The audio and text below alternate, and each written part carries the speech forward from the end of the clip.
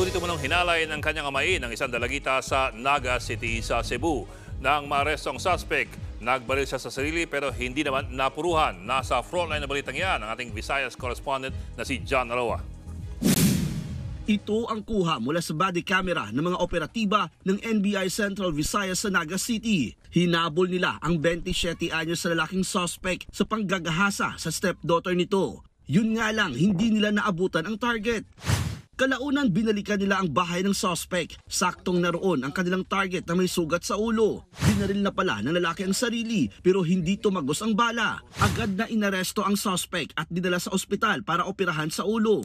Ayon sa NBI, humingi ng tulong ang lola ng 16 anyos na biktimang babae matapos isumbong ang ginawa ng amain. Ginagahasa raw ang biktima sa loob mismo ng kanyang kwarto. She was molested since she was 14 years old by his stepfather, who is a driver of a hardware store.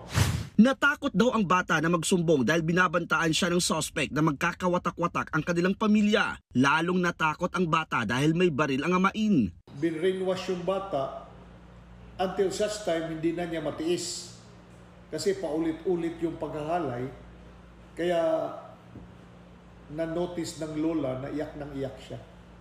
So nagsumbong dito. Mahaharap ang suspect sa reklamong qualified rape. Nasa pangangalaga na ng DSWD Central Visayas ang minor de edad na biktima. Nagbabalita mula sa frontline, John Aroa, News 5. Mga kapatid, Ed Lingaw po, maging maalam at may pakialam sa mga napapanahong balita sa ating bansa.